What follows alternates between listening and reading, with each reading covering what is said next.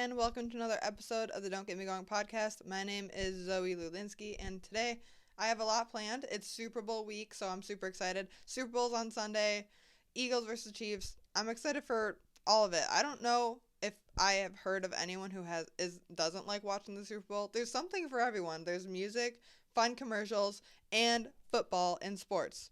I mean, it's one of the best events of the year, in my opinion, so I'm super excited. Before we get into it, though, I do just want to say it's been reported that the Bears owner, Virginia McCaskey, has unfortunately passed away.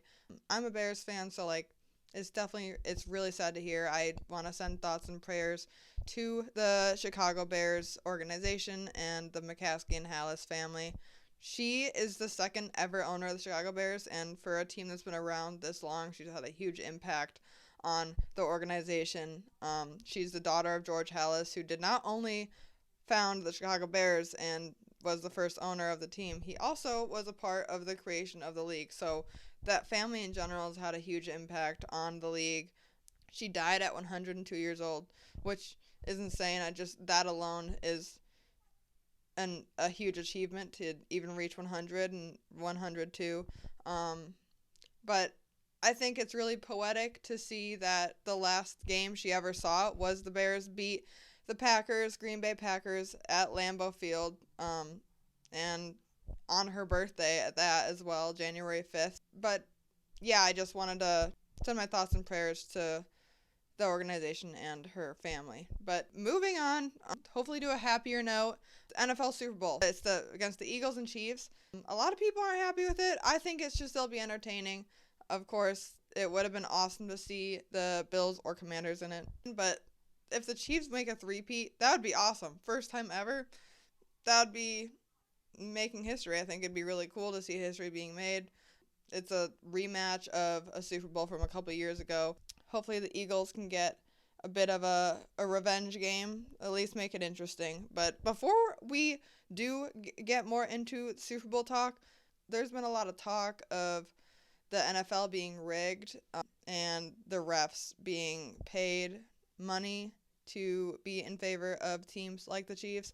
Personally, I just kind of think that's a ridiculous thing to think. I can see why people think it. Of course, this whole season the Chiefs have been helped by, in quotations, helped by the refs, haven't had as many calls. But in general, just if you really think about that type of thing, the amount of thought that has to go into that. I mean, what I've heard is 138 total refs are in the league that ref games, many different crews, over a dozen different crews.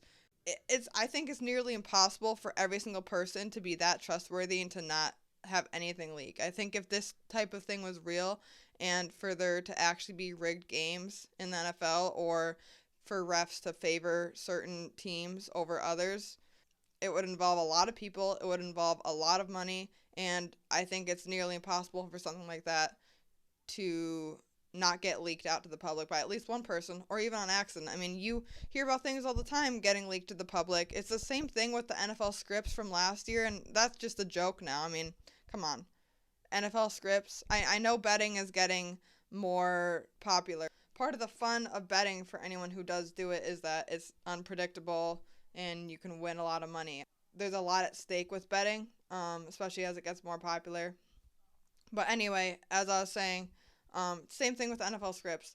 The NFL is not scripted because if it was, every single player would have to be involved. If I was a kid and I was playing football and then got lucky enough to be able to play in the NFL or got lucky enough to be able to coach in the NFL, and then I got handed a big script that said, oh, you're going to lose 4 years in a row to the Chiefs, like Josh Allen has the last few years, I would not be okay with that, and that would get leaked almost immediately. So that's not something that is realistic, and I don't think that is really possible. I mean, there's 7 refs on the field at once, 1 for replay as well, so there's 8 total for every single game.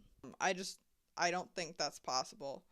I think it's more of a luck situation or just things going their way. As much as you want it to be, everything is up to the ref's interpretation, and things like that just happen. And if you guys didn't know, the Chiefs have been penalized the most for holding penalties this season. So it's not just refs favoring the Chiefs. Of course, it seems like it. I think at some of the biggest times of the game, things have happened to go their way this season. But if you look back at historically the last 3 seasons for the Chiefs, they ranked 15th in fewest penalties. So they were the middle of the pack in 2023. Of course, this year they're fourth, but they're not first. There's other teams that benefit from it as well. So I think overall it's just kind of a luck thing. I just don't think it's possible for it to be anything else other than that. But getting into the actual Super Bowl talk, I think there could be a lot of difference makers on this team, or, players that I'm excited to watch. For the Eagles, the game will be decided by how well Saquon plays. And that's a lot of pressure on Saquon Barkley, but he's rushed for over 2,000 yards for an offense that was bottom 5 in the league in passing offense. The offense relies solely on Saquon Barkley. So if the Chiefs are able to game plan or scheme up something that can stop that offensive line and stop Saquon from continuously rushing for 100 yards. He's rushed for 100 yards in every single game in these playoffs so far. So I think it's going to be decided on that. And then I think another player to keep an eye on, of course, is Jalen Hurts, the quarterback. A quarterback's going to be important on both sides. I have Patrick Mahomes listed for the Chiefs, of course. But, I mean, you don't want an offense that's one-dimensional, especially if you're playing in the Super Bowl. It's the biggest game. You're likely playing against one of the best defenses in the league because it's after all the playoffs happen. So I think Jalen Hurts, depending on how he plays, how he's able to get the receivers involved, all the receivers, A.J. Brown, Devontae Smith, all of them are going to be relying on Jalen Hurts to even be able to get involved. So those are the two offensive players. I think it's a no-brainer that they're going to be important. But another one that I want to point out is just Vic Fangio. He's not a player, of course, but he's a defensive coordinator for the Eagles. He's new this year. He's 0-8 all-time against Patrick Mahomes and the Chiefs, so I think this is a crucial game for him. He has history of having an amazing defense. I think it's going to be kind of fun to watch as well. Matt Nagy's on the other team. Matt Nagy and Vic Fangio were on the same coaching staff in 2018 for that historically good defense for the Bears. And then, we don't need to talk about what happened in the playoffs for them that year.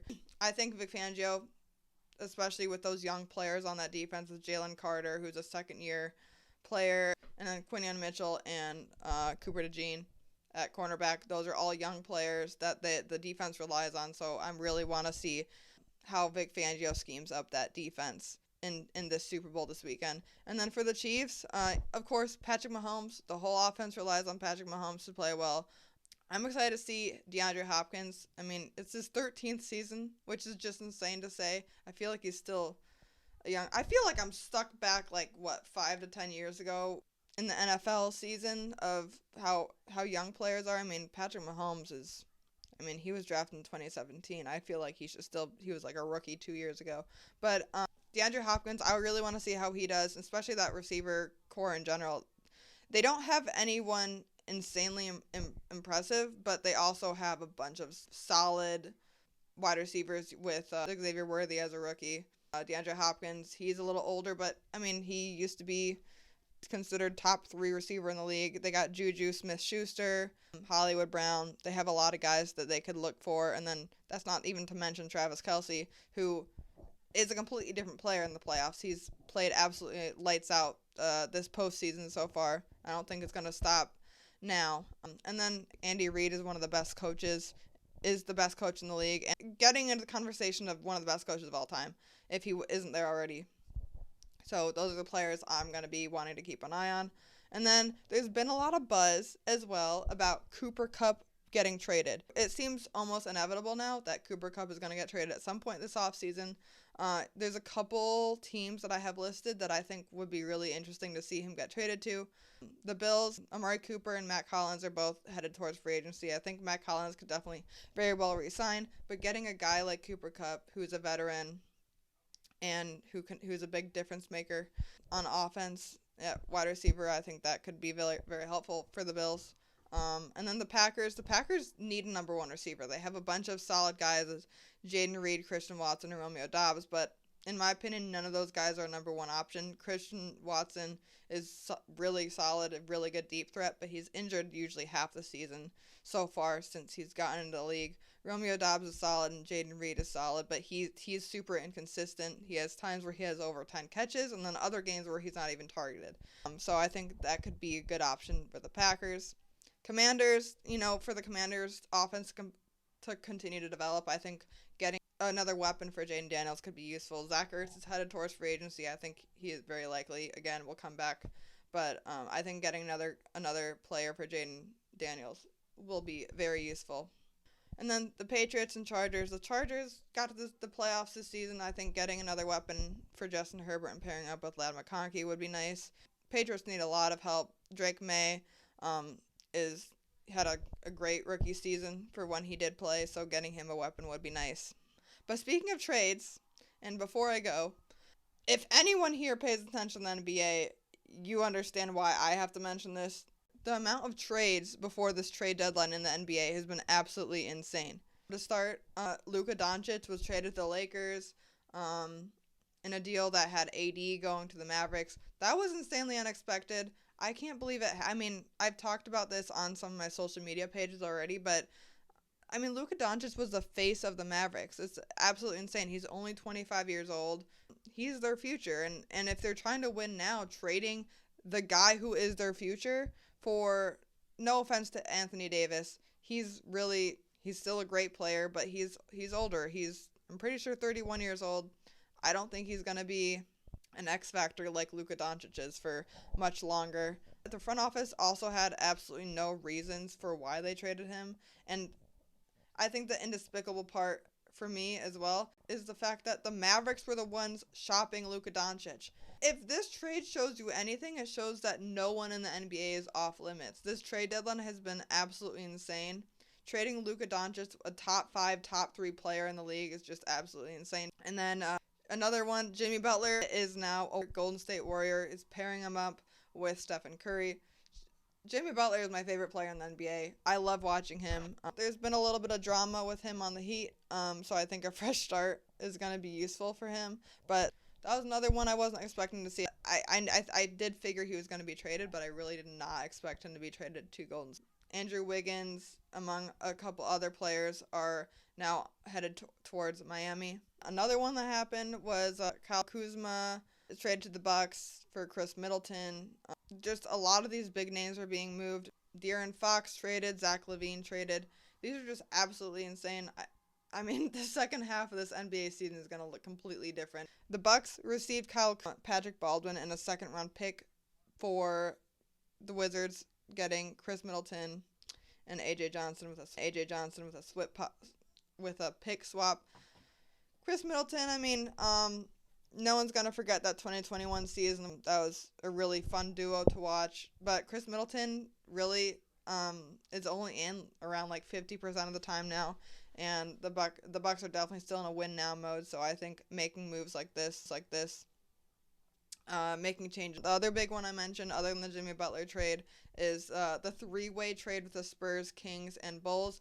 I feel like, I mean, the Bulls got a couple young guys out of it, but other than that, they really didn't get much. And the other two teams both got a star player, with De'Aaron Fox going to the Spurs and Zach LaVine going to the Kings, along with 3 first-round picks and 2 seconds, as well as another player.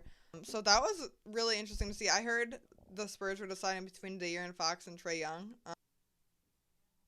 So, I mean, that was a super eventful NBA trade deadline that hopefully I'll be talking more about the NBA, especially as the NBA playoffs come around and the NFL season ends. Don't get me going. I appreciate you guys listening. Please go check out, if you haven't, my YouTube channel and Spotify. I upload these episodes on both. Check out my Instagram and Spotify, and then go check at Don't Get Me Going. Thank you guys for listening. I'll see you guys next time.